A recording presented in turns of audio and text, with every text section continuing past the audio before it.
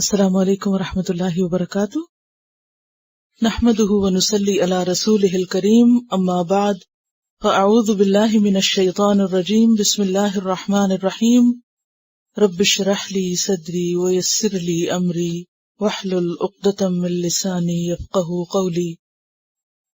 سبق نمبر 273، آیت نمبر 1 سے 30 تک، لیسن نمبر 273، آیت نمبر 1 to 30، سورۃ النجم۔ سورۃ النجم، سورۃ الطور، اس سے پچھلی سورت وادبار النجوم پر ختم ہوئی، یعنی ستاروں کے ذکر پر، اور اس سورت کا نام النجم ہے۔ النجم جس کا معنی ستارہ ہے، اور ستاروں کا کام روشنی دینا، رہنمائی کرنا ہے۔ اس سورت کا بھی مرکزی مضمون علم اور معرفت، اور اس کا سورس، حقیقی سورس یا حقیقی ماخذ یعنی اللہ کی ذات بتائی گئی۔ مکی سورت ہے، یہ پہلی سورت ہے جس کو آپ صلی اللہ علیہ وسلم نے مکہ میں اعلانیہ مجمع عام میں پڑھ کر سنایا۔ بخاری اور مسلم کی روایت میں آتا ہے حضرت ابن مسعود سے کہ یہ پہلی سورت ہے جس میں سجدہ نازل ہوا۔ نبی صلی اللہ علیہ وسلم نے اس آیت کے پڑھنے پر سجدہ کیا تو جتنے بھی حاضرین مجلس تھے ان سب نے سجدہ کیا۔ ابن مسعود کہتے ہیں کہ میں نے ایک شخص کو دیکھا کہ اس نے سجدہ نہیں کیا بلکہ کچھ مٹی ہاتھ میں لے کر تو اس پر سر رکھا، اور وہ کہتے ہیں میں نے اس شخص کو بعد میں دیکھا کہ وہ کفر کی حالت میں بدر میں قتل ہوا، وہ امیہ بن خلف تھا۔ اس سورت کے 3 رکوع، 62 آیات، 360 کلمات اور 1405 حروف ہیں۔ والنجم اذا ہوا، قسم ہے تارے کی جب وہ غروب ہوا۔ النجم جو ہے یہ اسم جنس ہے، لہذا مفرد اور جمع دونوں طرح استعمال ہو سکتا ہے۔ ہم یوں بھی ترجمہ کر سکتے ہیں قسم ہے ستاروں کی، اذا ہوا جب وہ غروب ہو۔ ہوا کا لفظی معنی اوپر سے نیچے آنا ہے، اور ستاروں کا نیچے جانا اس سے مراد ہے ان کا غروب ہونا۔ اور اذا کا معنی جب، جس وقت، جہاں۔ تو قسم ہے تاروں کی جب وہ غروب ہو جائیں۔ کب غروب ہوتے ہیں؟ فجر کے بعد، صبح کے وقت۔ اور جب تارے غروب ہوتے ہیں تو کیا طلوع ہوتا ہے؟ سورج طلوع ہوتا ہے، روشنی ہو جاتی ہے، دن کی روشنی پھیل جاتی ہے۔ ایک اور جگہ پر بھی آتا ہے فلا اقسم بمواقع النجوم وانہ لقسم لو تعلمون عظیم۔ تو والنجم اذا ہوا، قسم ہے تارے کی جب کہ وہ غروب ہوا یا غروب ہوئے اور صبح کی روشنی پھیل گئی، ہر چیز نمایاں نظر آنے لگی، اس روشنی میں دیکھنے والوں کو ہر چیز کا فرق معلوم ہونے لگا۔ تو اے دیکھنے والو، ما ضل صاحبکم وما غوی، نہیں بھٹکا تمہارا ساتھی اور نہ وہ بہکا ہے۔ قریش کو خطاب ہے کہ اے قریش مکہ، تمہارا ساتھی یعنی محمد صلی اللہ علیہ وسلم۔ صاحب کا لفظ صاد ہے بے سے ہے۔ صحبت کہتے ہیں عرصہ دراز تک کسی کے ساتھ رہنے کو، خواہ وہ کسی انسان کے ساتھ رہنا ہو یا کسی حیوان کے ساتھ، زمانی ہو یا مکانی ہو۔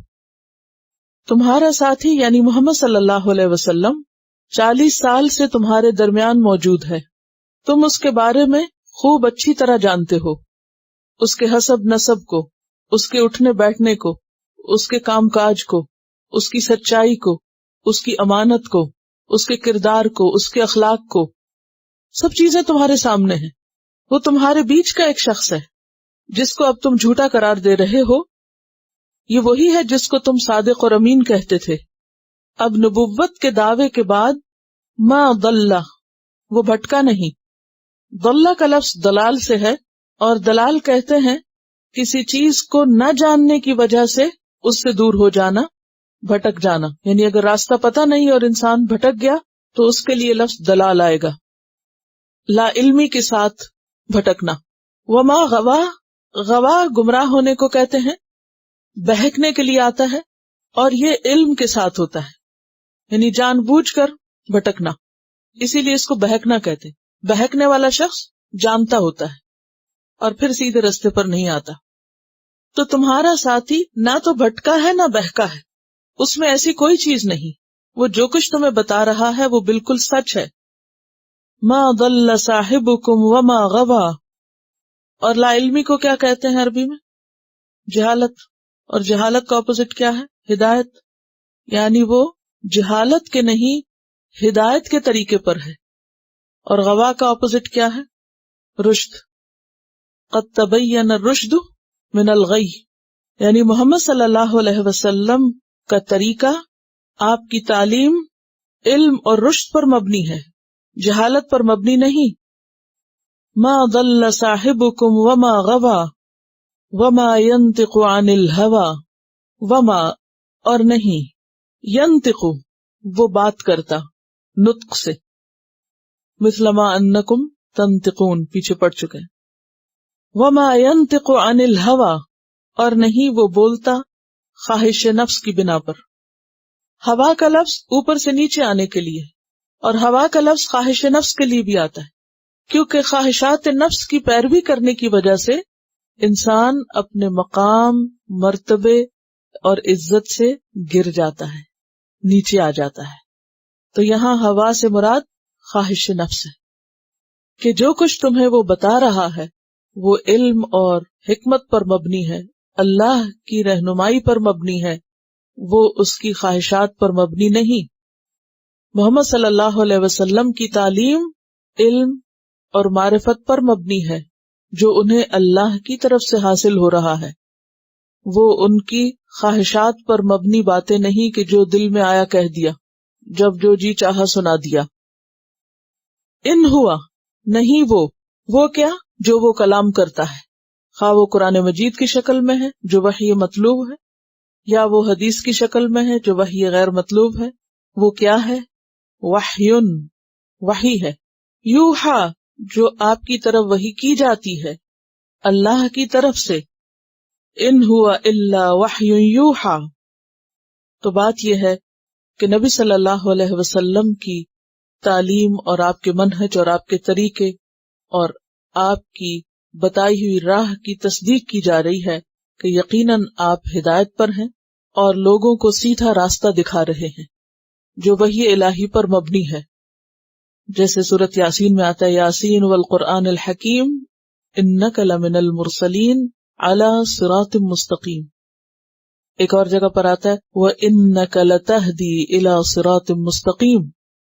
تو اے اہل مکہ، آپ کے بارے میں، آپ کی تعلیم اور آپ کی رہنمائی کے بارے میں تمہارے دلوں میں جو شک ہے اسے دور کر لو، کیونکہ آپ اپنے دل کی باتیں نہیں لوگوں کو سنا رہے بلکہ جو کچھ بھی بتا رہے ہیں وہ وحی الہی پر مبنی ہے. اب یہاں ایک سوال پیدا ہوتا ہے کہ کیا روزمرہ زندگی کی جو باتیں آپ کیا کرتے تھے وہ بھی وحی الہی پر مبنی ہے؟ تو اس میں آپ دیکھیے کہ آپ صلی اللہ علیہ وسلم کے کلام کا ایک حصہ وہ ہوتا تھا جو خالصتاً قرآن کی شکل میں تھا، وہ تو 100% وحی ہے. پھر اسی طرح قرآن کی جو تبیین تھی، وَأَنزَلْنَا إِلَيْكَ الذِّكْرَ لِتُبَيِّنَ لِلنَّاسِ مَا نُزِّلَ إِلَيْهِمْ، وہ بھی وحی الہی پر مبنی تھی. پھر اس کے بعد کچھ امور ایسے تھے جن میں آپ کو صحابہ سے مشورہ کرنے کے لیے کہا جاتا تھا، تو اس میں جب آپ مشورہ کرتے اور اگر کہیں کمی بیشی ہوتی تو وحی الہی سے اس کو درست کر دیا جاتا. پھر اسی طرح لوگ آپ سے آ کر سوالات کیا کرتے تھے، آپ اجتہاد کے ساتھ سابقہ علم کی بنا پر جواب دیا کرتے تھے. اگر اس میں کوئی کمی بیشی ہوتی تو فوراً وحی کر دی جاتی. مثلاً ایک جگہ پر آتا ہے کہ آپ صلی اللہ علیہ وسلم سے کسی نے آ کر پوچھا کہ اگر میں اللہ کے راستے میں جنگ کروں اور مارا جاؤں تو کیا میں جنت میں جاؤں گا؟ تو آپ نے فرمایا ہاں. تو اس پر ابھی وہ جا ہی رہا تھا کہ جبریل آئے اور انہوں نے کہا کہ سوائے اس شخص کے، یعنی جو بھی ایسا کرے وہ جنت میں جائے گا سوائے اس شخص کے جس پر قرض ہو کسی کا. جب تک وہ قرض ادا نہ کرے تو وہ جنت میں نہیں جا سکتا. تو یہ جو بعد میں آ کر ایڈیشن کر دی گئی یہ کیا تھا؟ دراصل وحی الہی تھی. اور جو کچھ آپ نے پہلے بتایا وہ بھی مبنی پر وحی الہی تھا، لیکن فوری وحی نہیں تھی، سابقہ وحی کی بنیاد پر آپ بتا رہے تھے. کچھ باتیں آپ کی ایسی ہوتی تھی جو روزمرہ زندگی سے متعلق ہوتی تھی، جیسے کھانے پینے سے متعلق یا سونے جاگنے سے یا عام روزمرہ کے ذاتی امور سے متعلق. ان معاملات میں بھی آپ کو رہنمائی کے بغیر نہیں چھوڑا گیا. ہم دیکھتے ہیں کہ کھانے سے متعلق کتنی تعلیم ہے جو آپ نے دی، کھانے کے کتنے آداب سکھائے. یہ سب کچھ کہاں سے آئے؟ یہ وحی الہی پر ہی مبنی تھے. اسی طرح لباس کے معاملے میں، ازدواجی تعلقات کے معاملے میں، حلال حرام جائز ناجائز جو کچھ بتایا گیا وہ سب کس پر؟ وحی الہی پر مبنی تھا.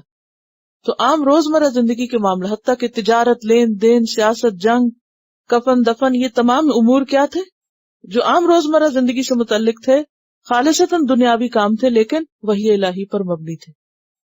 اسی طرح ایک جگہ پر آتا ہے کہ حضرت عبداللہ بن عمرو بن العاص آپ کے منہ سے سنی ہر بات لکھ لیا کرتے تھے. تو کسی نے ان پر اعتراض کیا کہ آپ صلی اللہ علیہ وسلم کبھی غصے میں بھی ہوتے ہیں، کبھی ناراض ہوتے ہیں، تو تم ہر بات نہیں لکھا کرو. تو انہوں نے آپ سے پوچھا کہ کیا میں لکھ سکتا ہوں؟ آپ نے فرمایا ہاں لکھو، کیونکہ اس ذات کی قسم جس کے قبضے میں میری جان ہے، اس زبان سے حق کے سوا کچھ نہیں نکلتا. ایک اور جگہ پر آتا ہے کہ کسی نے آپ صلی اللہ علیہ وسلم سے خود کہا کہ آپ ہم سے کبھی ہنسی مذاق بھی کرتے ہیں. تو آپ نے فرمایا کہ وہ کوئی بھی بات حق سے باہر نہیں ہوتی. تو آپ صلی اللہ علیہ وسلم لوگوں کو جو کچھ بتا رہے تھے، جو کچھ کر کے دکھا رہے تھے، جس بھی طرح سے آپ لوگوں کو رہنمائی دے رہے تھے، وہ ساری کی ساری رہنمائی کس پر مبنی تھی؟ وحی الہی پر مبنی تھی. ان ہوا الا وحی یوحا. بظاہر دیکھنے میں آپ دیکھیے الفاظ کے اگر صرف ترجمہ پڑھا جائے تو قسم ہے تارے کی جب وہ غروب ہو گیا یا گر گیا، یا جیسے شہاب ثاقب گرتے تھے. تمہارا ساتھی بھٹکا نہیں ہے اور وہ اپنے دل سے بات نہیں کرتا، وہ وحی الہی سے بات کرتا ہے. الگ الگ سی باتیں لگتی ہیں لیکن یہ ساری دراصل ایک ہی نقطے کے گرد گھوم رہی ہیں. جیسے ستارے بھی رہنمائی کا کام کرتے ہیں، لیکن ستارے کبھی غروب بھی ہو جاتے ہیں، لیکن محمد صلی اللہ علیہ وسلم کی رہنمائی ہمیشہ کے لیے سراج و منیرہ.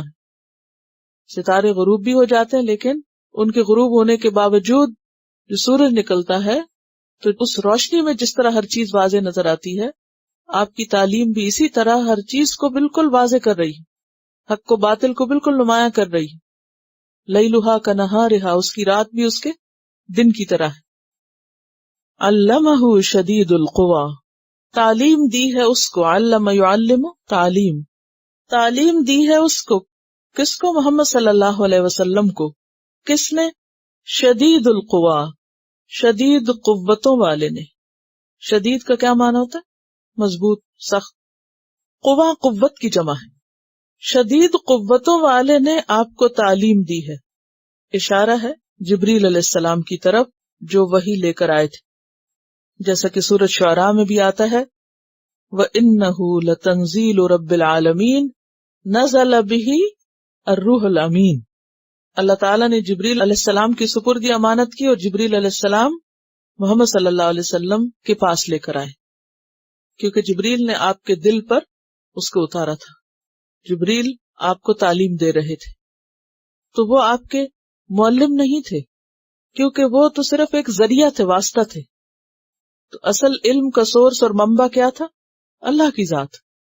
اس لیے اس میں آپ صلی اللہ علیہ وسلم کی شان میں کچھ کمی نہیں ہوتی. اب ہم یہ نہیں کہہ سکتے کہ آپ جبریل کے شاگرد ہو گئے تو اس بنا پر آپ کا مرتبہ کم ہو گیا، نہیں، کیونکہ جبریل علیہ السلام کوئی ذاتی علم نہیں دے رہے تھے، اپنی کسی ذاتی کوشش کے ساتھ کچھ نہیں لا رہے تھے، وہ دراصل اللہ کا پیغام آپ تک پہنچا رہے تھے. تو اس لیے علمہ شدید القویٰ، تعلیم دی ہے آپ کو شدید قوتوں والے نے. یہاں ایک بات سمجھنے کی اور وہ یہ ہے کہ تعلیم کا جو یہ سلسلہ اللہ نے مقرر کیا، اس کے انتظام کو آپ دیکھیے کہ فرشتوں میں سے جو سب سے زیادہ مضبوط فرشتہ تھا اس کو یہ ذمہ داری سونپی گئی. اس سے آپ علم کی اور وحی الہی کی اہمیت کو سمجھیے کہ یہ امانت کسی معمولی شخص کے ہاتھ نہیں بھیجی گئی، یہ امانت کس کے سپرد کی گئی؟ جبریل علیہ السلام کے. وہ یہاں تک لائے، زمین تک. اور جبریل علیہ السلام جو تھے وہ اللہ تعالیٰ ان کو کیا فرما رہے ہیں؟ شدید القویٰ، یعنی کوئی ان سے لڑ جگڑ کے یا کسی بھی طرح اس وحی کو چرا نہیں سکتا تھا، لے نہیں سکتا تھا، یا وہ معلومات کہیں اور لیک نہیں ہو سکتی تھی. ذو مرتن، ذو کا مطلب ہوتا ہے والا، مرہ کے کئی معنی، قوت اور طاقت بھی کیا گیا ہے اور اس کے علاوہ حسن اور جمال بھی کیا گیا ہے، خوش منظر. اگر قوت کے معنی میں لیا جائے تو پیچھے بھی قوت کا ذکر آ گیا. تو یہ کون سی قوت ہے؟ پچھلی قوت جسمانی قوت، اور یہ قوت ذہنی قوت، یعنی بہت پختہ ہے، عقل مند ہے، دانا ہے، میچیور ہیں. اور ابن عباس نے کہا کہ خوبصورتی والے ہیں، یعنی خوش منظر ہیں، خوبصورت بھی ہیں. ذو مرتن، جبریل علیہ السلام نہایت شاندار ہیں، خوبصورت ہیں. فاستوى، پھر وہ بلند ہوا. استوا کا ایک معنی ہوتا ہے بلند ہونا، یعنی اللہ تعالیٰ نے جبریل علیہ السلام کو جب یہ وحی دی محمد صلی اللہ علیہ وسلم تک پہنچانے کے لیے، تو وہ اس کو لے کر طلوع ہوئے، نمودار ہوئے. کہاں؟ وَهُوَ بِالْأُفُقِ الْأَعْلَى، اور وہ بلند افق پر تھے. تو اس سے کیا بات سمجھ میں آتی؟ ذرا امیجن کریں، جبریل علیہ السلام آ رہے ہیں محمد صلی اللہ علیہ وسلم کے پاس، تو ایسے طلوع ہو رہے ہیں جیسے سورج طلوع ہوتا ہے، اور ایک بلند مقام سے آ رہے ہیں، کیونکہ اللہ تعالیٰ کے بارے میں، وحی کے بارے میں ہمارا تصور کیا ہے کہ سب اوپر سے آنے والی چیز ہے. وَهُوَ بِالْأُفُقِ، اور افق کس کو کہتے ہیں؟ اس کی جمع آفاق ہوتی، کنارے کو کہتے ہیں. افق وہ کنارہ جہاں زمین اور آسمان ملے ہوئے ہوتے ہیں. اب وہ کنارہ عام طور پر نیچے نظر آتا ہے. اگر آپ ساحل سمندر پہ جائیں تو سمندر کا پانی اور آسمان ایسے لگتا ہے جیسے ایک جگہ جا کر اکٹھے ہو رہے ہیں. لیکن یہ افق کون سا ہے؟ نیچے نہیں، افق الاعلی، اوپر، صاف مطلع ہے، بلند افق پر ہے. اور پھر کیا ہوا؟ ثم دنا، پھر قریب ہوئے.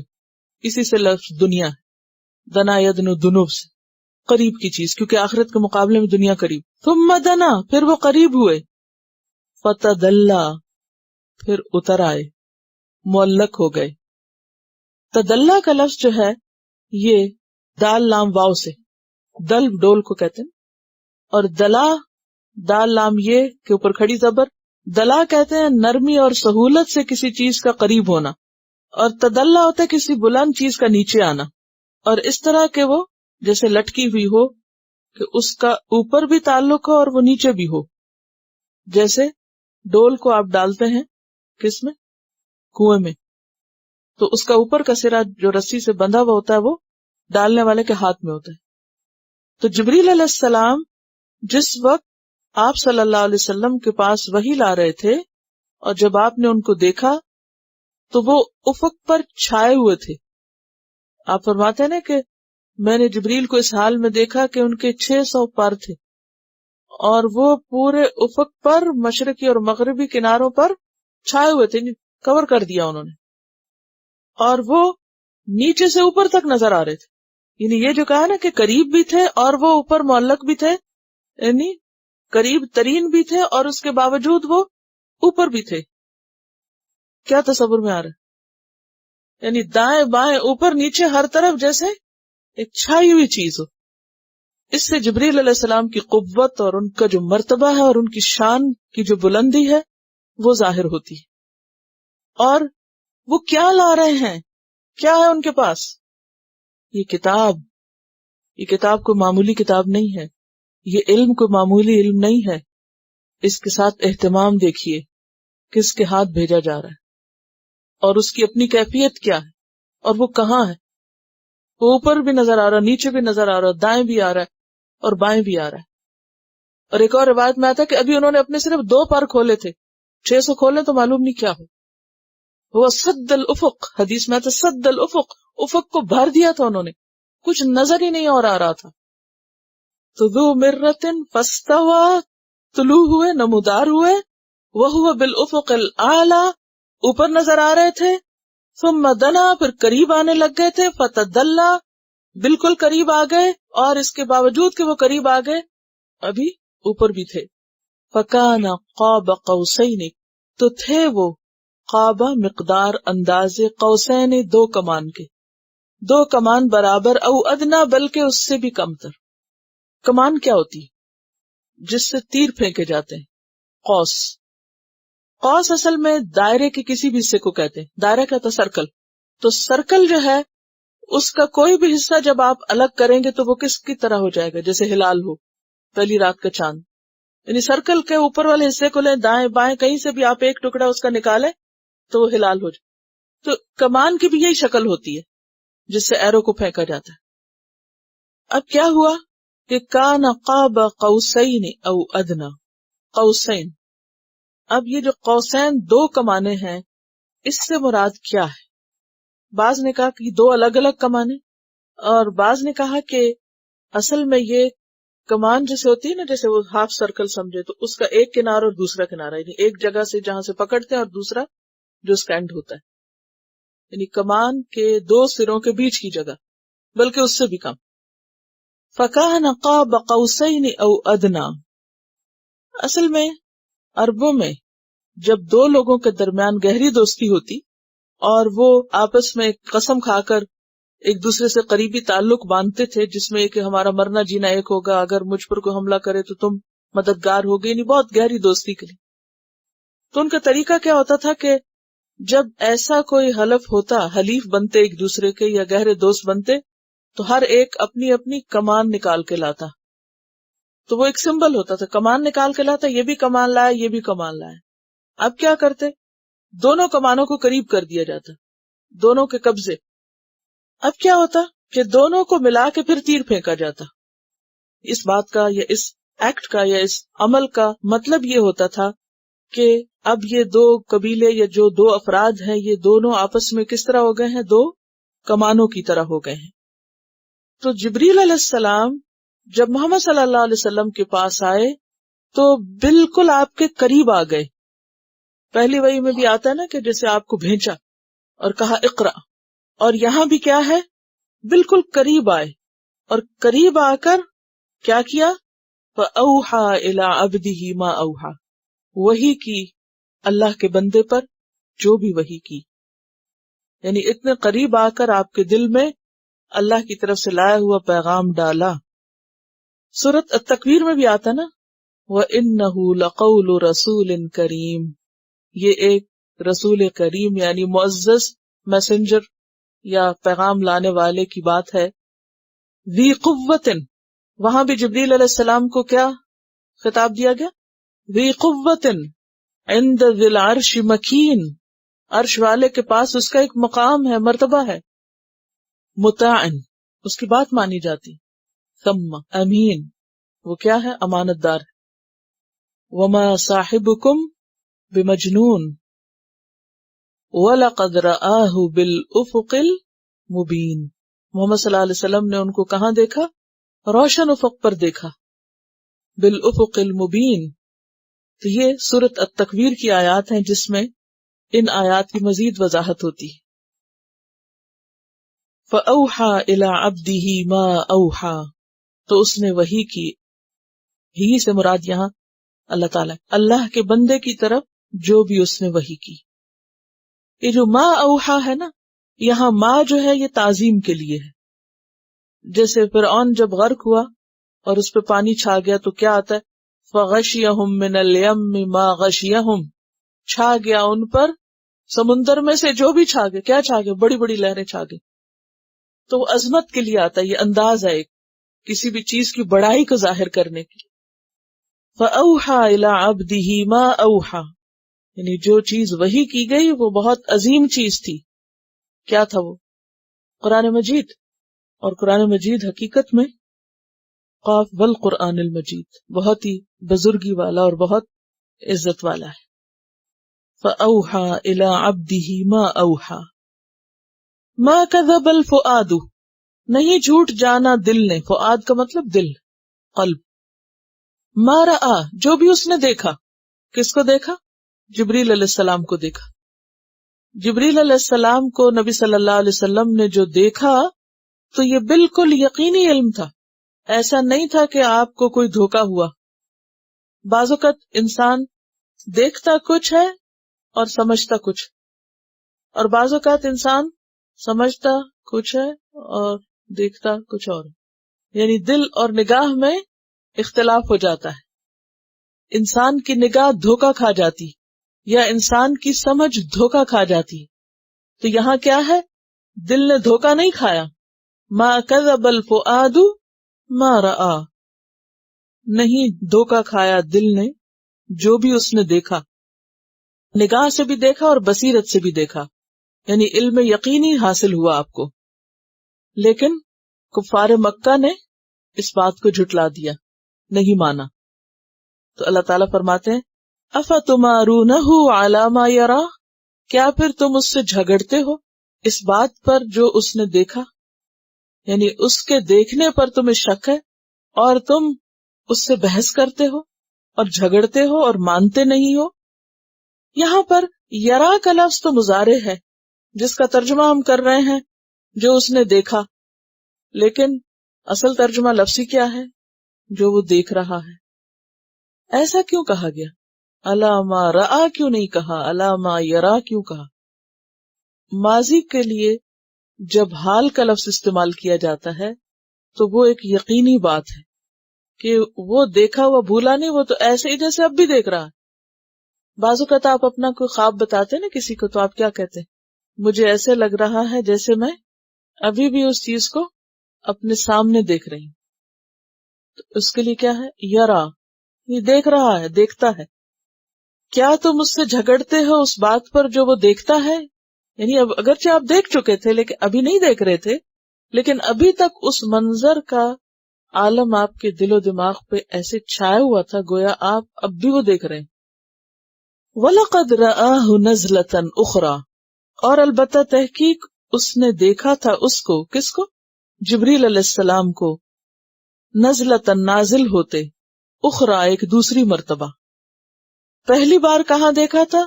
غار حرا میں. اور دوسری بار کہاں دیکھا؟ سدرۃ المنتہا کے پاس، عند سدرۃ المنتہا. یہ کب ہوا تھا؟ جب آپ صلی اللہ علیہ وسلم معراج پر تشریف لے گئے تھے. عند، پاس، سدرہ، بیری کا درخت، المنتہا، آخری سرے پر. منتہا کا لفظ انتہا سے، اختتام، یعنی جہاں ملائکہ پہنچ کر رک جاتے ہیں.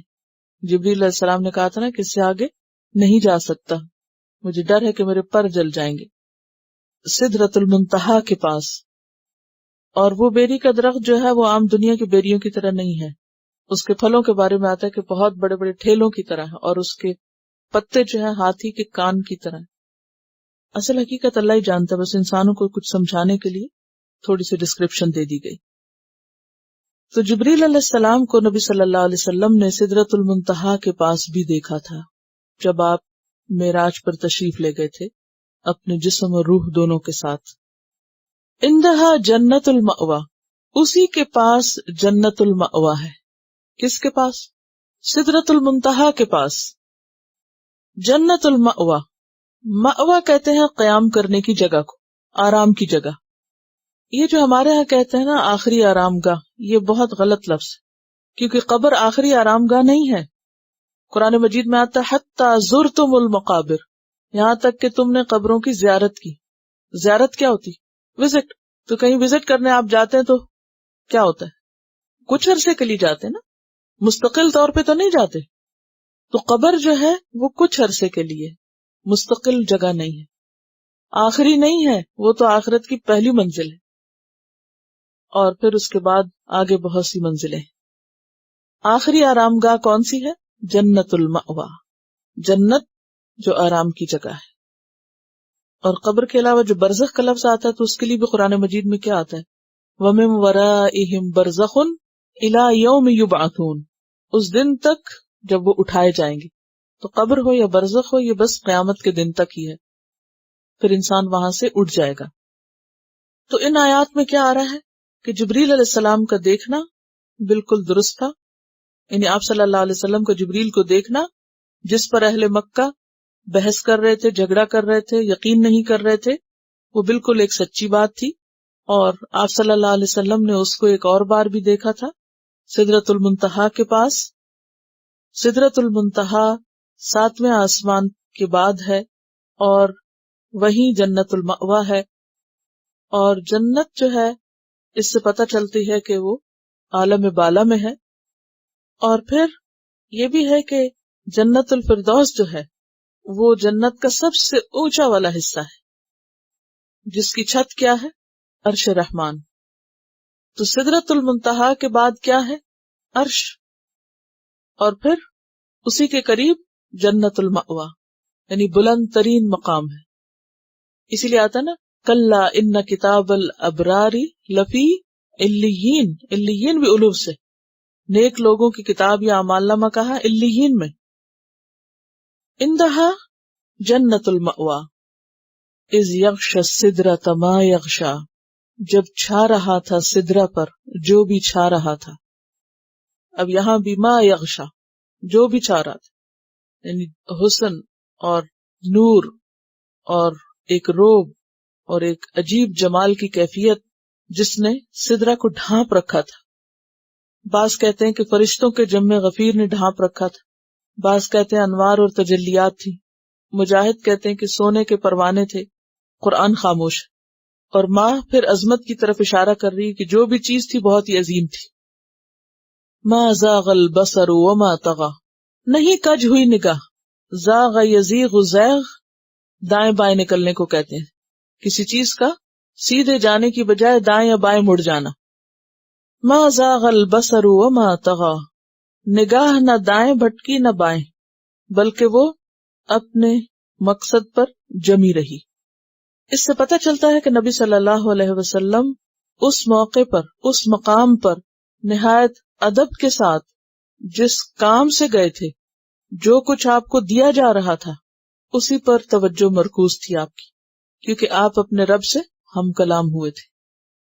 تو جب آپ اپنے رب سے ہم کلام ہو رہے تھے تو آپ کی نگاہ دائیں بائیں نہیں جا رہی تھی، بلکہ نہایت فوکسڈ تھی. ما زاغ البصر وما طغى، طغى کا مطلب حد سے نکلی، نگاہ حد سے نہیں نکلی، نہ سامنے اوپر اٹھی، نہ دائیں بھٹکی اور نہ بائیں بھٹکی. لقد رأى من آیات ربه الكبرى، البتہ تحقیق اس نے دیکھی اپنے رب کی نشانیاں بڑی بڑی. یعنی معراج کے سفر میں آپ صلی اللہ علیہ وسلم نے عجیب و غریب نشانیاں دیکھی.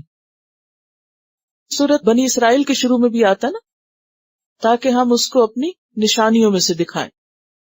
اور یہاں بھی کیا آتا ہے کہ بڑی بڑی نشانیاں اللہ تعالیٰ نے نبی صلی اللہ علیہ وسلم کو دکھائیں. کیا تھی وہ بڑی بڑی نشانیاں؟ سب سے پہلے تو براق پہ سواری، پھر اس کے بعد عالم بالا پہ جانا، اور اس سفر میں مختلف آسمانوں پر جانا، انبیاء سے ملاقات، سدرۃ المنتہا کو دیکھنا، جنت المأوا کو دیکھنا. آپ کو اس موقع پر جنت اور دوزخ دونوں دکھائی گئیں. اس سفر کا مقصد ہی کیا تھا کہ ہم آپ کو اپنی نشانیاں دکھائیں. اور یہاں بھی کیا ذکر کیا گیا؟ لقد رأى، اس سفر کے آغاز پر فرمایا تاکہ ہم دکھائیں، اور یہاں کیا پہنچ کر رأى، آپ نے دیکھ لی، من آیات ربہ الکبریٰ، اپنے رب کی نشانیاں جو بہت بڑی بڑی نشانیاں تھیں. کبریٰ دراصل کیا ہے؟ کون سا صیغہ ہے؟ افعال التفضیل کا. اکبر کا مؤنث کبریٰ، جیسے افعل کا فعلا، احسن کا حسنا. لقد رأى من آیات ربہ الکبریٰ. اور پھر آپ دیکھیے کہ ساری مخالفتوں میں کتنے زبردست طریقے سے تردید ہو رہی ہے. والنجم اذا ہوا ما ضل صاحبکم وما غوا.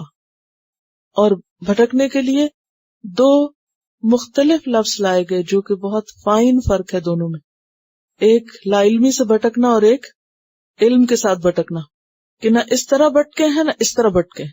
جو کچھ بتا رہے ہیں بالکل صحیح بتا رہے ہیں، جو کچھ دکھا رہے ہیں صحیح دکھا رہے ہیں، اور یہ سب کچھ اللہ کی طرف سے آ رہا ہے، ان کے دل کی گھڑی ہوئی باتیں نہیں ہیں. ان ہوا الا وحی یوحی ہے. اور پھر آپ دیکھیے کہ جبریل امین کا جو انداز بتایا گیا ہے کہ علمہ شدید القویٰ، اور ان کی قوت کا اندازہ آپ اسی سے لگا سکتے ہیں کہ ان کا جو سائز تھا اور ان کی جو خلقت تھی. اور ویسے بھی آپ دیکھیے کہ مؤتفقات، یہ جو قوم لوط کی بستیاں الٹی تھی، کس نے الٹی تھی؟ جبریل علیہ السلام. کہتے ہیں کہ ایک پر مارا تھا اور وہ ساری کی ساری بستیاں اٹھا کے پلٹا دی تھی. تو اس سے ان کی قوت کا اندازہ لگائیں. ایک دیوار کو بھی ہٹانا ہو نا، ایک پتھر کو بھی ہلانا ہو، کتنی بڑی بڑی بھاری کرینے چاہیے آپ کو. اور کہاں ہزاروں لاکھوں افراد پر مبنی ان بستیوں کو اٹھا کے اوپر لے جا کے واپس پٹخا کے مارا. کتنی قوت ہوگی جبریل علیہ السلام کے پاس. علمہ شدید القویٰ، قوت نہیں کہا قویٰ، قوتیں، زبردست قوتوں کے مالک. اور پھر صرف قوتیں ہی نہیں، ذو مرتن، ان میں حسن بھی ہے، روب بھی ہے، پختگی بھی ہے، دانائی بھی ہے، اور ان ساری چیزوں کے ساتھ وہ نمودار ہو رہے ہیں. فاستویٰ. اب آپ دیکھیے کہ قرآن نازل ہونے والا ہے، جس کے ہاتھ بھیجا جا رہا ہے وہ کن قوتوں کے ساتھ، ایسے جیسے سورج کبھی نکلتا دیکھا آپ نے؟ کتنا بڑا ہے سورج، لیکن جب نظر آتا ہے تو بالکل ایک چھوٹی سی ٹکیا نظر آتی ہے. لیکن جبریل علیہ السلام کو چھوٹی سی چیز کے طور پہ نظر نہیں آ رہے تھے. جب وہ طلوع ہوئے، افق سے نمودار ہوئے آنے کے لیے، تو افق بھر دیا انہوں نے. فاستویٰ وہو بالافق الاعلی، اور پھر اس ہیبت کے ساتھ قریب آ رہے ہیں، اور آپ صلی اللہ علیہ وسلم دیکھ کے ڈر جاتے ہیں، اور پھر اور قریب آئے اور آ کر کیا کیا؟ فَأَوْحَى إِلَىٰ عَبْدِهِ مَا أَوْحَى، عظیم الشان چیز آپ کو دی. اور یہ جو آپ نے منظر دیکھا، مَا كَذَبَ الْفُؤَادُ مَا رَأَىٰ، یہ منظر کوئی معمولی منظر نہیں تھا، اور آپ نے اپنی کھلی آنکھوں سے دیکھا تھا. آپ کے دل نے اس میں کوئی جھوٹ نہیں ملایا، کوئی اپنے پاس سے من گھڑت باتیں نہیں کی کہ اچھا میں نے یہ دیکھا، یا کوئی خواب نہیں تھا، حقیقت تھی. اس کے باوجود نہ ماننے والوں نے نہ مانا، بلکہ الٹا آپ کا انکار کرنے لگے. فرمایا أَفَتُمَارُونَهُ عَلَىٰ مَا يَرَىٰ وَلَقَدْ رَآهُ نَزْلَةً أُخْرَىٰ عِندَ سِدْرَةِ الْمُنتَهَىٰ عِندَهَا جَنَّةُ الْمَأْوَىٰ. اور پھر آپ صلی اللہ علیہ وسلم کی عظمت کہ آپ تک پیغام بھی لایا گیا اور آپ کو بھی آسمانوں پہ لے جایا گیا، اور اللہ تعالیٰ کی بڑی بڑی نشانیاں دکھائی گئی. بعض لوگوں نے یہاں پر یہ بھی کہا ہے کہ اوحا سے مراد اللہ تعالیٰ ہے، کہ اللہ تعالیٰ نے خود وحی کی نبی صلی اللہ علیہ وسلم کو، اور پھر یہ بھی کہا کہ آپ نے اللہ تعالیٰ کو دیکھا.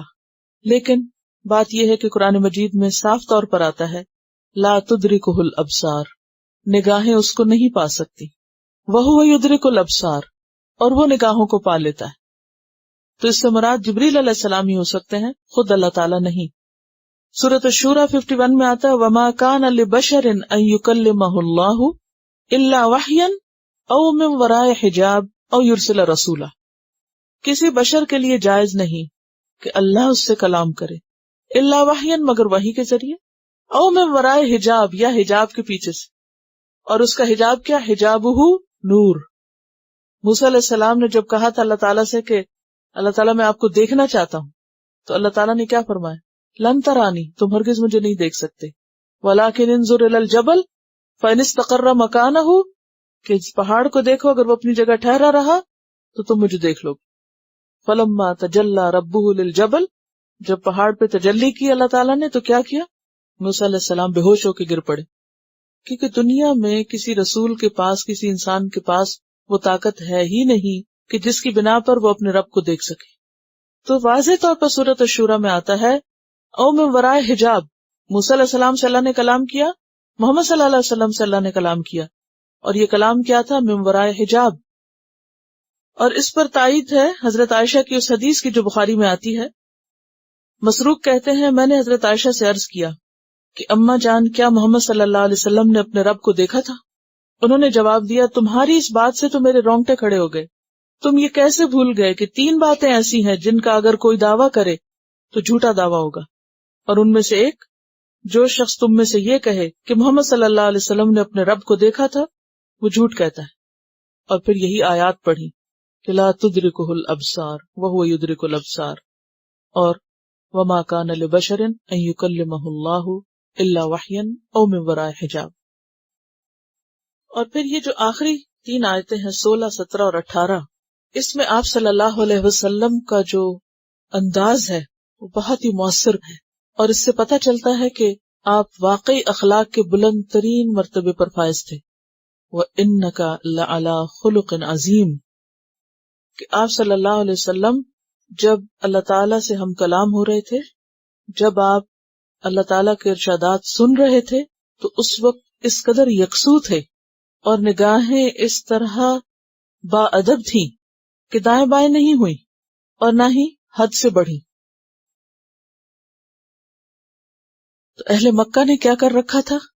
اللہ کو چھوڑ کر، محمد صلی اللہ علیہ وسلم کو چھوڑ کر، اس کتاب کو چھوڑ کر اپنی عقیدت کس سے وابستہ کر رکھی تھی؟ لات اور عزا اور منات سے. جو بالکل بے حقیقت چیزیں تھی. فرمایا افرأیتم اللات والعزی ومناۃ الثالثۃ الاخری.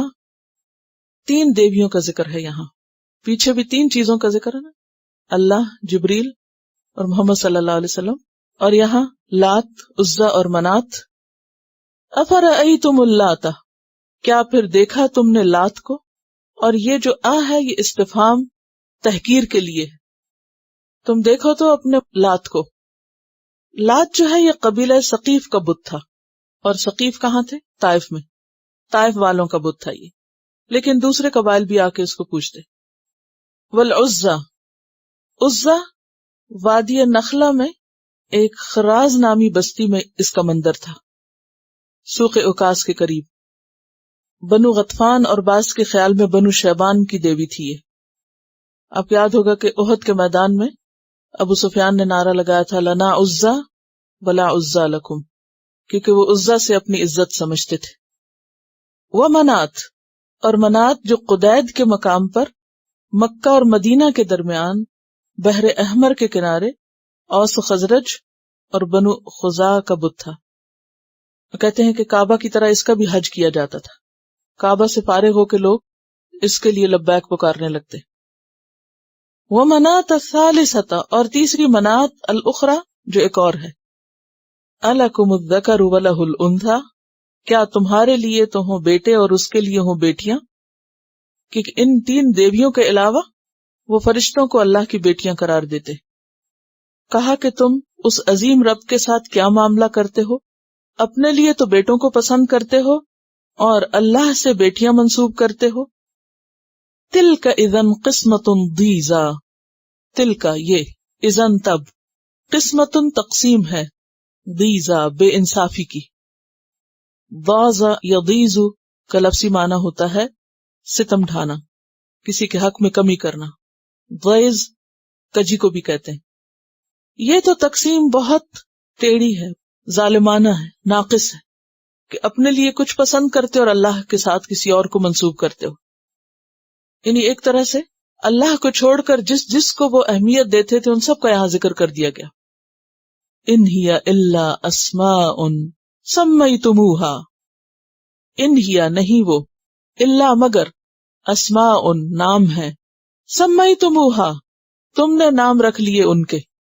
یعنی یہ دیویاں اور یہ بت اور ان سے جو عقیدتیں تم نے وابستہ کر رکھی ہیں اور جو اہمیت تم ان کو دیتے ہو، یہ محض تمہارے منہ کی بات ہے، تمہاری زبان کا کہنا ہے. یہ صرف تم نے خود ہی نام رکھ لیے ہیں. نام رکھنے سے کسی کے اس کی حقیقت تو نہیں بدل جاتی. مثلاً اگر آپ کھڑکی کو دروازہ کہنا شروع کر دیں تو کیا ہوگا؟ تو دروازہ بن جائے گا. کھڑکی تو کھڑکی. لکڑی کو آپ لوہا کہیں یا لوہے کو پتھر کہیں، کسی پتھر کو خدا مانے تو اس سے خدا تھوڑی بن جائے گا. یہ تو تمہارا رکھا ہوا نام ہے، اس میں تو کچھ بھی حقیقت نہیں. سمیتموہا تم نے یہ نام رکھے، انتم و آباؤکم تم نے اور تمہارے باپ دادا نے. ما انزل اللہ بہا من سلطان نہیں اتاری اللہ نے اس کے ساتھ کوئی برہان، کوئی دلیل. یہ جن کو تم خدا مانتے ہو اور جن کو تم سفارشی کہتے ہو کبھی، اور جن سے تم نے اپنی رزق، روزی، عزت، اولاد وابستہ کر رکھی ہے، ان کی کچھ بھی حقیقت نہیں.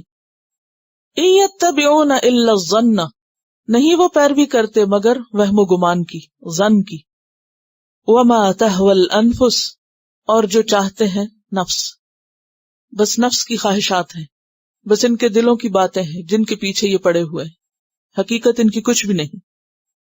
وَلَقَدْ جَاءَهُم مِّن رَّبِّهِمُ الْهُدَىٰ اور البتہ تحقیق آ گئی ان کے پاس ان کے رب کی طرف سے ہدایت. ہدایت موجود ہے.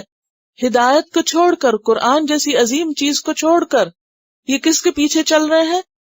اپنی خواہشات نفس کے پیچھے، اپنے اوہام اور خیالات کے پیچھے، بے بنیاد بے حقیقت باتوں کے پیچھے.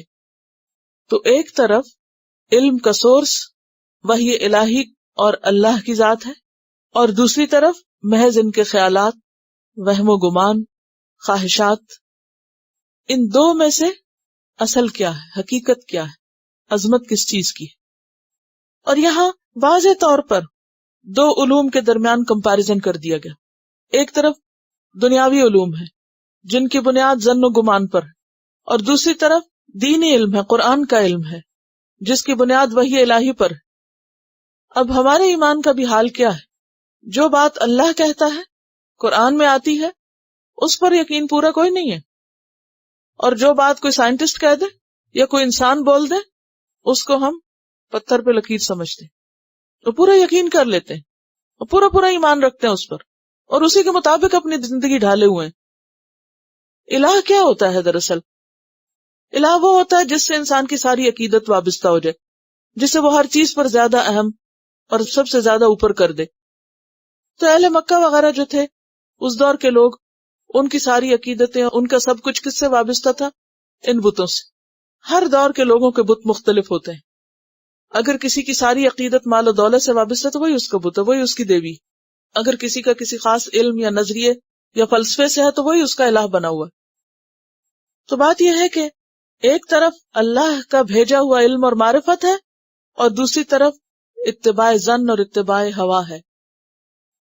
زندگی کا کوئی بھی معاملہ اگر ہم اپنے رویوں پر غور کریں تو رہنمائی کہاں سے لیتے ہیں؟ خواہ بچوں کی تربیت کا معاملہ، خواہ صحت کا معاملہ ہو، خواہ شادی بیاہ کا معاملہ ہو، خواہ تجارت کا، کچھ بھی ہو، ہمارا سورس آف نالج کیا ہوتا ہے؟ ہم ڈیپینڈ کس پہ کرتے ہیں؟ ہمارا بھروسہ اور یقین کس پہ ہوتا ہے؟ انسانوں کی باتوں پر۔ اور اس کے مقابلے میں اگر اللہ کی بات سامنے آ جائے تو ہمارے دلوں میں شک و شبہات کی لہریں اٹھنے لگتی۔ پتہ نہیں 14 سال پہلے کی بات ہے، اب پروف بھی ہے یا نہیں، اور اب ہو بھی سکتی ہے یا نہیں۔ فرمایا وَلَقَدْ جَاءَهُم مِّن رَبِّهِمُ الْهُدَىٰ، اور الہدا سے مراد یہاں العلم ہے کہ ان کے رب کی طرف سے ان کے پاس علم آ چکا ہے، یقینی علم آ گیا۔ اس کے باوجود وہ اس علم کو چھوڑ کر لات اور عزا اور منات کے فلسفوں میں الجھے ہوئے۔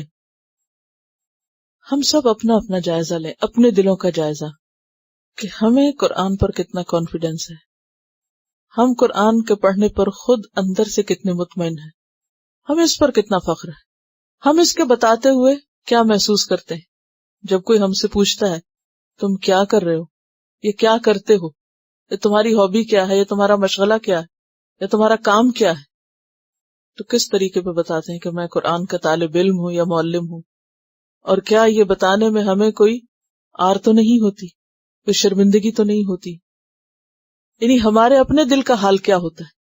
کتنے خود اعتمادی سے ہم بتا سکتے ہیں کہ ہاں ہم قرآن پڑھتے ہیں، میں قرآن پڑھتی ہوں۔ اگر اتنا قرآن پڑھ کر بھی یہ جرأت نہ آئے اور اتنا اعتماد نہ ہو اس کتاب پر، اور اس کے بتانے پر اطمینان نہ ہو، تو پھر ہم نے خود قرآن کو کتنا پایا؟ ہم نے کیا وقت دی؟ ہم نے اس کو کیا جانا، کیا سیکھا ہے، کیا سمجھا ہے، کیا مرتبہ دیا ہے؟ دنیا کے علوم پر لوگوں کو کتنا فخر ہوتا ہے، کتنا کانفیڈنس ہوتا ہے، کتنا بڑھ چڑھ کے بتاتے ہیں اور کتنے فخر سے بتاتے ہیں کہ یہ ڈگری اور یہ ڈگری اور یہ پڑھ رہے ہیں، یہاں پڑھ رہے ہیں اور وہاں پڑھ رہے ہیں۔ آج کس ماں کو، یہ خود انسان کو اس پر فخر ہو کہ ہاں میرا بچہ قرآن پڑھتا ہے؟ ہم تو خود شرمندگی سے چھپے چلے جاتے ہیں کہیں۔ کیوں؟ اس لیے کہ اس کو اہمیت دی نہیں ہم نے جو اس کی دراصل اہمیت ہے، اور افسوس یہ کہ خود ہم مسلمانوں نے ہی نہیں دی، اور خود ہم ہی ایک دوسرے کا مذاق اڑانے کے لیے کافی ہیں۔ ام للانسان ما تمنا، کیا انسان کو وہ مل جائے جس کی وہ تمنا کرے؟ یعنی خود تو تم قرآن کو اس کا کوئی حق نہ دو، اللہ کی کسی بات کو وہ اہمیت نہ دو، اور جب تم آخرت میں جاؤ تو کیا چاہو کہ جنت مل جائے۔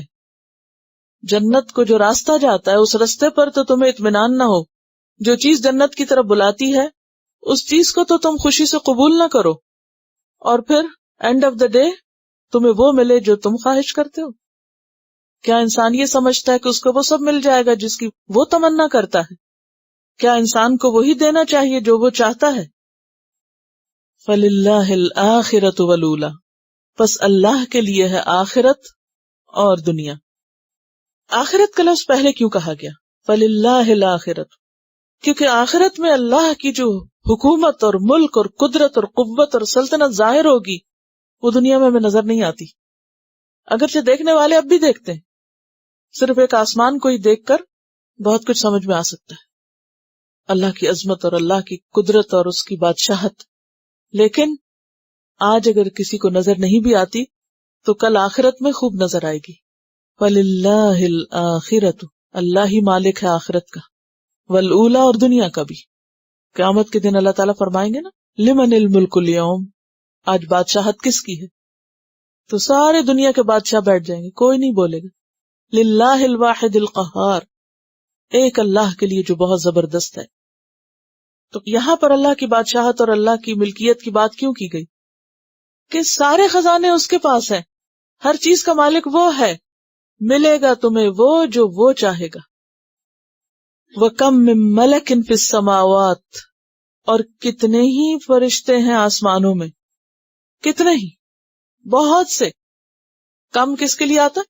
کثرت بیان کرنے کے لیے. کتنے ہی فرشتے آسمانوں میں، اور فرشتوں کا مقام اللہ کے ہاں کیا ہے؟ کیونکہ بے گناہ ہیں، گناہ نہیں کرتے، اللہ کا ہر حکم مانتے، تو اللہ تعالیٰ ان کو معزز بندے کہتے ہیں، عباد مکرمون کہتے ہیں. اور آپ کو یہ معلوم ہوگا کہ کچھ تو ملائکہ مقربین ہیں ہی جو بڑے بڑے فرشتے ہیں، اور پھر جو حاملین عرش ہیں، اور پھر جو اللہ کے مقرب ترین ہیں، اور اس کے علاوہ کچھ اور فرشتے ایسے ہیں کہ جن کا خاص مقام ہے. مثلاً وہ فرشتے جنہوں نے جنگ بدر میں شرکت کی تھی، ان کا مقام باقی تمام فرشتوں پر بلند ہے. جیسے بدر میں شرکت کرنے والے صحابہ جو ہیں وہ باقی تمام صحابہ پر فضیلت رکھتے ہیں، تو اسی طرح وہ فرشتے جنہوں نے جنگ بدر میں شرکت کی تھی، وہ فرشتے بھی باقی فرشتوں پر فضیلت رکھتے ہیں. تو یہ سارے معزز فرشتے، کم من ملک فی السماوات لا تغنی شفاعتهم شیئا، نہ کام آئے گی ان کی سفارش کچھ بھی. یعنی خواہ ان کا مقام کتنا ہی بلند ہے. اب جبریل علیہ السلام ہی کا مقام آپ دیکھیے، عند ذی العرش مکین مطاع ثم امین. اللہ کے ہاں ان کا بہت بڑا مقام اور مرتبہ ہے، شدید القوا ہے، ذو مرتن ہے. لیکن اس کے باوجود اگر اللہ نہ چاہے تو ان کی سفارش کام نہیں آ سکتی. اسی طرح وہ فرشتے جو عرش اٹھائے ہوئے ہیں، کم من ملک فی السماوات لا تغنی شفاعتهم شیئا، ان کی سفارش کسی کام نہیں آئے گی. اگر ان کی سفارش کام نہیں آئے گی تو زمین والوں کی کیسے آئے گی؟ مثلا ہم عام طور پہ کہتے ہیں کہ شہید جو ہے وہ اپنے خاندان کے 10 افراد کو بخشوا دے گا، حافظ قرآن بخشوائے گا، اور اسی طرح سفارش یا شفاعت کا جو ہمارا عقیدہ ہے کہ ہمیں تو خود کچھ کرنے کی ضرورت نہیں، اللہ کے قریبی اور معزز اور بہت بڑے بڑے ایسے ہیں فرشتے اور انسان کے جو ہمیں بخشوا لیں گے. تو اللہ تعالیٰ فرما رہے ہیں کہ نہیں، الا من بعد ان یأذن اللہ، مگر اس کے بعد کہ اللہ اذن دے. تو شفاعت میں 3 چیزیں ہیں، یعنی شفاعت ہے مگر 3 چیزوں کے ساتھ، 3 شرائط کے ساتھ. نمبر 1 اللہ کا اذن، جس کا یہاں ذکر ہوا. نمبر 2 اللہ شفاعت کرنے والے سے راضی ہو، ان یأذن اللہ لمن یشاء، یعنی شفاعت کرنے والا جس کو اللہ چاہے کہ ہاں یہ شفاعت کرے، ویرضا، اور اس پر راضی بھی ہو. اور اسی طرح جس کے لیے شفاعت کی جا رہی ہے اس پر بھی اللہ راضی ہو کہ ہاں اس کے لیے شفاعت ہو سکتی. ولا یشفعون الا لمن ارتضی، نہیں وہ سفارش کریں گے مگر جس پر اللہ راضی ہوگا. تو نمبر 1 اللہ کا اذن ضروری ہے، نمبر 2 شافع پر اللہ کی رضامندی ضروری ہے، اور نمبر 3 مشفوع یعنی جس کی شفاعت کی جائے اس پر اللہ کی رضا کا ہونا ضروری ہے. تو اصل چیز پھر کیا ہے؟ اللہ کی رضا. تو بتایا کیا جا رہا ہے کہ آخرت کا انجام تمہاری تمناؤں پہ مبنی نہیں، نہ ہی آخرت میں کسی کو کامیابی ہو سکتی ہے کسی کی سفارش سے جب تک کہ اللہ کا اذن نہ ہو. جہاں تک خواہشات اور امانی کا تعلق ہے تو سورۃ النساء کی آیت 123 میں آتا ہے لیس بامانیکم ولا امانی اہل الکتاب، نہ تمہاری خواہشات کی بات ہے اور نہ اہل کتاب کی. من یعمل سوءا، جو برا کرے گا، یجزا بہ، وہ اس کی جزا دیا جائے گا، بدلہ پائے گا. ولا یجد لہ من دون اللہ ولیا ولا نصیرا، اور وہ اللہ کے سوا کسی کو اپنا دوست اور مددگار نہ پائے گا. تو بات یہ ہے کہ اگر کوئی شخص اس دنیا میں اللہ کی عظمت کو نہیں پہچانتا اور اللہ کی اطاعت نہیں کرتا اور آخرت کا معاملہ صرف امیدوں، خواہشات اور تمناؤں پہ رکھتا ہے تو وہ ایک دھوکے کا شکار ہے، خود فریبی کا شکار ہے. اب دیکھیں کہ دنیاوی معاملات میں تو ہم محض تمنا اور امیدوں سے کام نہیں لیتے. جب ہم کسی بھی چیز میں کامیابی چاہتے ہیں تو اس کے لیے محنت کرتے ہیں، کوشش کرتے ہیں. ہمیں معلوم ہوتا ہے کہ صرف خواہش کرنے سے کوئی چیز نہیں ملتی، خواہش کے ساتھ کوشش ضروری ہے. لیکن آخرت کا معاملہ ہم نے اس سے مختلف سمجھ رکھا ہے. اس میں ہم کوشش کو فرض نہیں سمجھتے، تمناؤں پہ جینا چاہتے ہیں، اور یا تمناؤں سے نکلیں گے تو شفاعت کو کافی سمجھیں. اور یہی ایک بہت بڑی وجہ ہے بہت سے لوگوں کی بے عملی کی، آخرت کے عقیدے کی درستگی کا نہ ہونا. ان الذین لا یؤمنون بالآخرۃ، بے شک وہ لوگ جو آخرت پر ایمان نہیں رکھتے. آخرت کیا چیز ہے؟ صرف یوم القیامہ؟ جب آپ کہتے ہیں آخرت پر ایمان تو اس سے مراد کیا ہوتا ہے؟ کس کس چیز پر ایمان ذرا بتائیے مجھے. والبعث بعد الموت، اور اپنے ایمان کا بھی ذرا جائزہ لے لیجئے. حساب کتاب، جنت، آگ اور پلسرات اور اوزان، موازین، اور قبر کا عذاب، قبر کا حساب کتاب. وہ آخرت نہیں؟ وہ بھی آخرت ہے. آخرت شروع ہوتی ہے موت کے فوراً بعد سے. من مات فقد قامت قیامتہ، جو مر گیا اس کی قیامت قائم ہو گئی. وہیں سے ہی آغاز ہو جاتا ہے. تو جب آخرت کی آپ بات کریں تو شروع کہاں سے کریں؟ قبر سے، اور موت کے وقت سے. بلکہ جو فرشتے نظر آتے ہیں، جان لینے والے فرشتے، ان پر بھی ایمان ضروری ہے. جب ہم کہتے ہیں نا فرشتوں پر ایمان رکھتے ہیں تو پھر ان فرشتوں کو ماننا بھی ضروری ہے. موت، قبر، قیامت کا دن کا قائم ہونا، نفخ صور وغیرہ، حساب، موازین، پلسرات، جنت، جہنم، یہ ساری چیزیں اس میں شامل. اب اگر کوئی شخص ان میں سے سب کو مانے، پلسرات کا انکار کر دے، تو اس کا ایمان مکمل ہوگا؟ نہیں. اگر کوئی باقی چیزوں کو مانے اور کہ حساب کوئی نہیں ہونا، اس کا ایمان بھی ناقص. اگر کوئی کہے کہ یہ جنت دوزخ بس خیالی باتیں، ناقص ایمان ہے، ایمان ہے ہی نہیں. تو ان الذین لا یؤمنون بالآخرۃ، بے شک وہ لوگ جو آخرت کو مانتے نہیں ہیں، لیسمون الملائکۃ تسمیۃ الانثی، البتہ وہ نام رکھتے ہیں فرشتوں کے نام عورتوں والے، یعنی وہ ایسی حرکتیں کرتے. تو اس سے پتہ کیا چلتا ہے کہ اعمال کی ساری خرابیاں اور ان کا اصل سبب کیا ہے؟ آخرت پر ایمان کی کمزوری، آخرت پر ایمان نہ ہونا. جس کو پتہ اس کا حساب ہوگا، پکڑ ہوگی، جزا ہوگی، سزا ہوگی، تو وہ تو پھر سیدھا ہی رہے گا، ہر قدم ناپ تول کے رکھے گا. یعنی یہ اہل عرب میں خرابی کہاں سے آ گئی کہ ان کا آخرت پر ایمان درست نہ رہا. اسی لیے انہوں نے اللہ کے ساتھ فرشتوں کو شریک کر لیا اور اللہ کی بیٹیاں بنا لی. وما لہم بہ من علم، اور نہیں ان کے پاس اس بات کا کوئی علم. کس بات کا؟ فرشتوں کی اس حیثیت کا جو انہوں نے بنا رکھی. سورۃ یوسف میں بھی آتا ہے نا، ما تعبدون من دونہ الا اسماء سمیتموها انتم وآباؤکم. اور سورۃ زخرف میں آتا وجعلوا الملائکۃ الذین هم عباد الرحمن اناثا، کہ فرشتوں کو جو عباد الرحمن ہیں انہوں نے کیا بنا رکھا ہے؟ بیٹیاں، عورتیں. ان کے پاس اس کی کوئی دلیل نہیں ہے. ان یتبعون الا الظن، نہیں وہ پیروی کر رہے مگر ظن کی، گمان کی. وَإِنَّ الظَّنَّ لَا يُغْنِي مِنَ الْحَقِّ شَيْئًا، اور بے شک گمان حق کو کچھ بھی فائدہ نہیں دیتا. گمان سے انسان حق کو نہیں پا سکتا. حق کو پانے کے لیے کیا چاہیے؟ علم یقینی. وہمی اور خیالی باتیں اور انسانوں کے بنائے ہوئے فلسفے اور انسانوں کی من گھڑت باتیں، اس سے انسان حق تک نہیں پہنچ سکتا.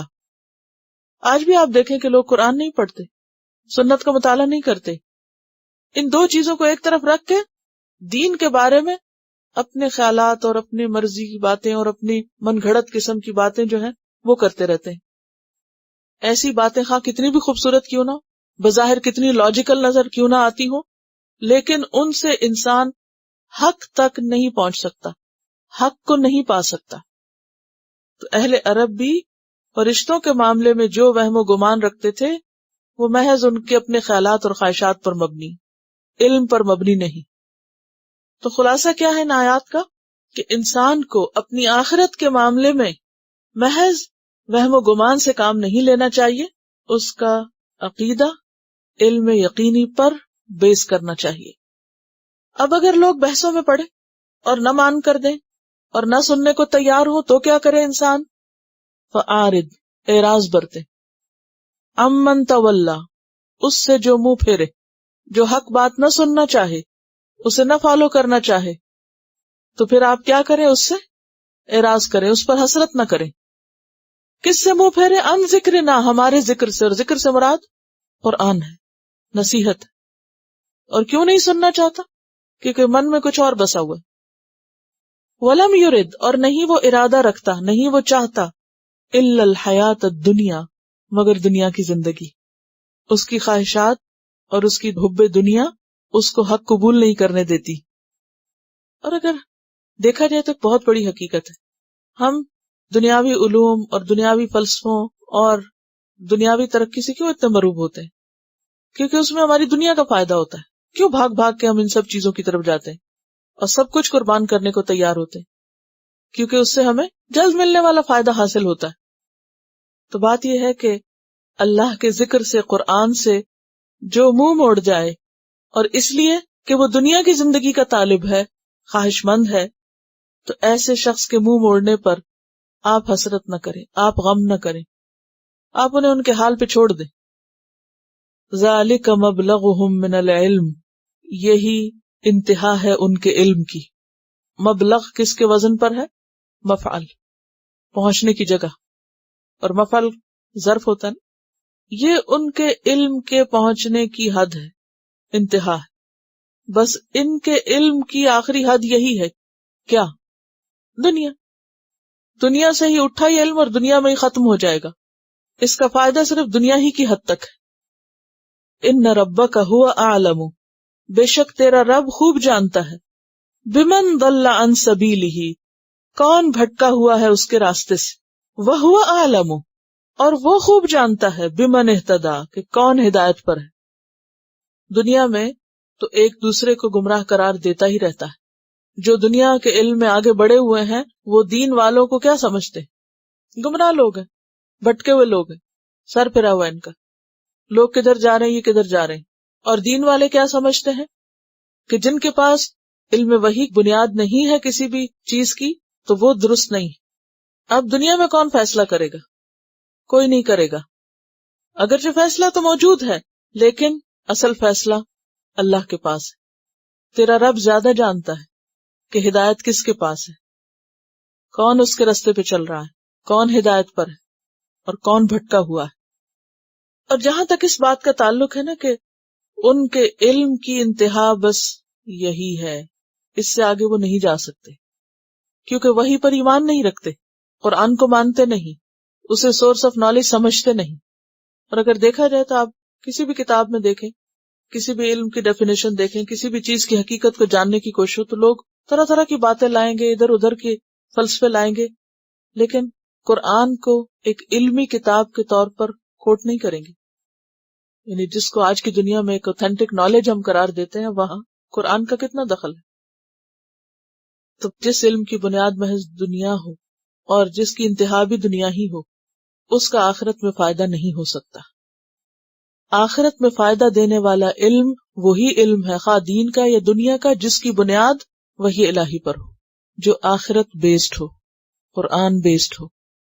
اور اگر کوئی چیز قرآن بیسڈ نہیں ہے تو وہ انسانوں کو آخرت میں فائدہ نہیں دے سکتی. اور دنیا کی طرف کیوں ہم لپکتے ہیں؟ کیونکہ دنیا جلد ملنے والی، جیسے قرآن پاک میں آتا نا، بل تؤثرون الحیات الدنیا والآخرۃ خیر وابقی. سورۃ توبہ میں بھی آتا ہے اردیتم بالحیات الدنیا، جو جہاد کے لیے نہیں نکلنا چاہتے تھے تو کہا گیا کیا تم دنیا کی زندگی پر ہی راضی ہو گئے. سورۃ الدہر میں آتا ہے ان ہؤلاء یحبون العاجلہ وَيَذَرُونَ وَرَاءَهُمْ يَوْمًا ثَقِيلًا. اصل بات یہ کہ انسان کی اپنی نظر کوتاہ ہے، وہ صرف وقتی جلدی ملنے والی چیز اور ظاہر نظر آنے والی چیز کے دھوکے میں گرفتار ہو جاتا ہے اور اصل کو پیچھے چھوڑ دیتا ہے.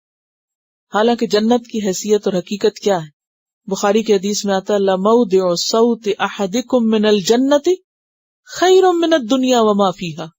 تم میں سے کسی کی جنت میں ایک کوڑا رکھنے کی جگہ، ایک گز بھر جگہ، دنیا اور دنیا کے اندر جو کچھ ہے سب سے بہتر ہے. اسی لیے جب مومن فوت ہوتا ہے، مومن جب مرتا ہے، اس کی روح نکلتی ہے اور اس کو اپنا آخری انجام نظر آتا ہے، وہ جنت نظر آتی ہے تو وہ کیا کرتا ہے؟ وہ دنیا کے حالانکہ اپنے رشتہ دار چھوڑ کے جا رہا ہے، اپنا گھر چھوڑ کے جا رہا ہے، مال و متاع چھوڑ کے جا رہا ہے، سب کچھ چھوڑ رہا ہے، اس کو کوئی غم نہیں. وہ کیا کہتا ہے؟ قدمونی قدمونی، مجھے جلدی آگے لے جاؤ، آگے لے جاؤ، مجھے پیچھے کچھ نہیں چاہیے. اچھا پیچھے والے کیا بیٹھ کے رو رہے ہوتے ہیں؟ ہائے بیچارہ یہ بھی چھوڑ گیا، اس نے ابھی یہ کھایا نہیں تھا، ابھی یہ پہنا نہیں تھا، ابھی یہ تو برتا ہی نہیں تھا، ابھی تو بچوں کی خوشیاں نہیں دیکھی تھی، ابھی تو پتہ نہیں کیا کیا نہیں دیکھا تھا. پیچھے والے سارے دنیا کے پیمانوں سے ناپ رہے ہوتے ہیں جانے والے کے جانے کو، اور حسرت کر رہے ہوتے ہیں اور غم کر رہے ہوتے ہیں اور دکھ منا رہے ہوتے ہیں. ہائے بیچارے نے کیا دیکھا. یہی باتیں کرتے ہیں نا، ابھی تو اس نے کچھ دیکھا ہی نہیں تھا، سارا کچھ دیکھ کے بھی ابھی کچھ نہیں دیکھا تھا.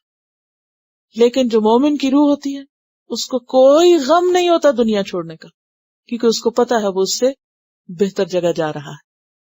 اسے کس بات کا غم؟ کیا چھوڑنے کا غم؟ وہ کہتے قدمونی قدمونی. کیوں کہا گیا کہ نیک ہے جنازہ تب بھی جلدی لے جاؤ، بد ہے تو تب بھی اٹھا کے اپنے کندھوں سے اتارو اس کو. نیک ہے تو اس کو کیوں روکا ہوا دنیا میں؟ اسے پہنچاؤ اس کی منزل پہ تاکہ وہ اس فائدے کو اٹھائے جو اس کے لیے آگے تیار ہے جنت میں. یعنی قبر میں اس کے لیے وہ کھڑکی جنت کی کھول دی جاتی ہے، اس کی قبر کشادہ کر دی جاتی ہے، اس کو راحت و آرام مل جاتا ہے، اس کے نیک اعمال اس کے دائیں بائیں آ جاتے ہیں، قرآن اس کا ساتھی ہوتا ہے، اس کو کوئی غم، کوئی تنہائی، کوئی وحشت کچھ بھی نہیں ہوتی، کیونکہ اس نے پوری تیاری کی تھی، اس نے اسی کو تو ترجیح دی تھی، وہ اسی چیز کو تو زیادہ اہمیت دے رہا تھا. دنیا تو اس کے لیے سیکنڈری تھی، وہ سب کچھ یہیں کے لیے تو بھیج رہا تھا، یہیں کے لیے تو تیار کر رہا تھا. تو جب وہ وہاں پہنچ گیا تو اسے اس حقیر دنیا کو کیا کرنا کہ جس کی اگر کوئی قدر و قیمت ہوتی تو اللہ مچھر کے پر برابر نہ دیتا کسی کافر و مشرک کو. تو کہتے قدمونی قدمونی.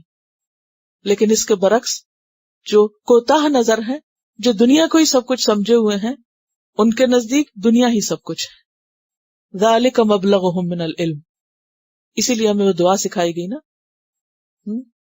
ولا تجعل الدنیا اکبر ہمنا، اور دنیا کو ہمارے لیے سب سے بڑا ہم اور غم نہ بنانا. ہم سب بھی اپنے دلوں کا جائزہ لیں، ہمارے غم کیا ہے، ہماری فکر کیا ہے جو ہمارے دلوں کو گھن کی طرح چاٹ رہی. کیا ہے وہ غم؟ دنیا یا آخرت؟ ہم سب کو سوچنے کی ضرورت ہے. ہم اپنے ساتھ سچ بولنے والے ہوں. ہم دوسروں کے سامنے تو کہہ سکتے ہیں کہ ہائے ہمیں آخرت کی فکر ہے، لیکن ہم اپنے اندر سے پوچھیں، جب بھی کسی چیز کا غم لگے، جب بھی کسی چیز پر دکھ آئے، پریشانی ہو، فوراً سوچا کریں اصل مسئلہ یہ نہیں ہے، اصل مسئلہ کچھ اور ہے، اصل مسئلہ آخرت ہے، اصل فکر کی چیز وہ ہے. لیکن جب ہمارے دل خالی ہی نہیں ہوتے یہاں کے غموں سے، یہاں کی فکروں سے، یہاں کی پریشانیوں سے، تو پھر وہ غم کبھی لگتا ہی نہیں. مومن کا غم دنیا نہیں ہوتی، مومن کا غم اور فکر آخرت ہوتی. مومن دنیا میں کسی چیز کے کھونے اور کسی چیز کے جانے پر اس طرح پریشان نہیں ہوتا جس طرح آخرت کے جانے پر. جیسے وہ ایک حدیث میں آتا ہے نا کہ جس کی عصر کی نماز ضائع ہو گئی ایسا ہے گویا گھر اور جو کچھ گھر میں سبھی برباد ہو گئے. لیکن ہم میں سے کتنے لوگ ایسے ہیں کہ جو اس پر کبھی غم کریں کہ ان کی نماز چلی گئی، اور پھر اپنے بارے میں کیا، اپنی اولاد کے بارے میں سوچیں، اپنے رشتہ داروں کے بارے میں، اپنے دوستوں کے بارے میں، کہ جب ان کی آخرت کو کوئی نقصان پہنچتا تو ہمیں کوئی غم لگتا؟ کوئی غم نہیں لگتا ہمیں. اگر کوئی کسی نیکی سے محروم رہ جائے ہمارا دوست تو ہمیں کوئی غم نہیں لگتا کہ کیوں نیکی سے محروم رہا.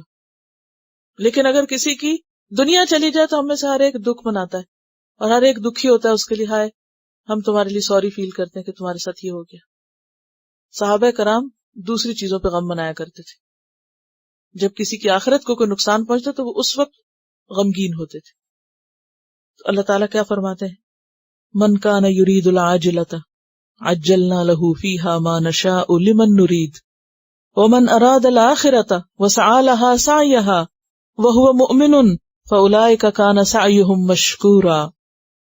دوسری جگہ آتا من کان یرید حرث الآخرۃ نزد له فی حرثہ ومن کان یرید حرث الدنیا نؤتہ منها وما له فی الآخرۃ من نصیب فأعرض عمن تولى عن ذکرنا. یہ وہی بات ہے نا، هو خیر مما یجمعون. کچھ لوگوں کے لیے قرآن ہر چیز سے بہتر ہے جسے لوگ سمیٹ رہے، اور کچھ لوگوں کے لیے ہر وہ چیز بہتر ہے جسے اور سمیٹ رہے ہیں اور وہ منہ موڑے ہوئے ہے اس ذکر سے. اگر ہمیں یہ پتا چلے نا کہ کوئی شخص اپنی جاب چھوڑ کے قرآن سیکھنے لگ گیا تو ہم کہیں کہ ہائے بیچارہ اتنے پیسے سیکریفائس کر دیے اور اپنا فیوچر برباد کر کے تو وہ کیا کر رہا ہے. اور اگر ہمیں یہ پتا چلے کہ کسی شخص نے قرآن چھوڑ کے دنیا اختیار کر لی تو ہم سوچتے ہیں اچھا فیوچر تو سیکیور ہو گیا. یعنی ہمارا رویہ کیا ہوتا ہے؟ جب کوئی قرآن سے اعراض برتتا ہے تو ہمارے دل کا حال کیا ہوتا ہے؟ اور جب کوئی دنیا سے اعراض برتتا ہے تو ہم اس کو کیا ویلیو دیتے ہیں؟ ہم اپنے اندر جھانکیں کہ ہماری پرائرٹی کیا ہے، ہماری ترجیح کیا ہے، ہم کس چیز کو اہمیت دیے ہوئے. تو اللہ تعالیٰ فرماتے فَأَعْرِضْ عَمَّنْ تَوَلَّىٰ، جو منہ موڑتا ہے موڑے، عن ذکرنا، ہمارے ذکر سے. وَلَمْ يُرِدْ، کیوں منہ موڑ رہا ہے؟ کیونکہ وَلَمْ يُرِدْ إِلَّا الْحَيَاةَ الدُّنْيَا، اسے دنیا کی زندگی چاہیے. ذَلِكَ مَبْلَغُهُم مِّنَ الْعِلْمِ، آخرت کا علم جو نہیں پتا، جو نہیں وہ کیا ہے، دنیا جانتے ہیں لہٰذا دنیا ہی کو ویلیو کرتے ہیں. إِنَّ رَبَّكَ هُوَ أَعْلَمُ بِمَنْ ضَلَّ عَن سَبِيلِهِ، پھر رب کو پتا چل جاتا ہے جو بھی اس کی راہ چھوڑتا ہے، بھٹکتا ہے. وَهُوَ أَعْلَمُ بِمَنِ اهْتَدَىٰ، اس کو یہ بھی پتا ہوتا ہے کہ کون اس کے راستے پہ آ گیا ہے، ہدایت پا گیا ہے. تلاوت سن لیجیے.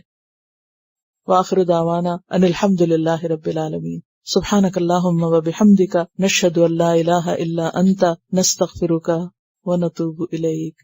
السلام علیکم ورحمۃ اللہ وبرکاتہ. Quran vocabulary 100%. The best application to understand Quran. Study with flashcards. Word list. Learn 25% of Quran vocabulary in 7 days. Multiple MCQs to practice and test vocabulary. Single choice. Multiple choice. True false. Bookmark difficult words. Study wrongly answer words. Test your skills. 12 essential grammar lessons at Learn Quranic Grammar. You can select number of word to study from bookmarks. Select number of times wrongly answered words for study. Test your skills with multiple choice flashcard, true false, matching words and single choice MCQs. Grammar lessons are available in PDF format. Native Quranic and Urdu fonts. Available at Google Play and Apple App Stores. Download it today to contribute in the Islamic Apps Development Project. Quran vocabulary 100% in Urdu. Visit smartappsweb.com.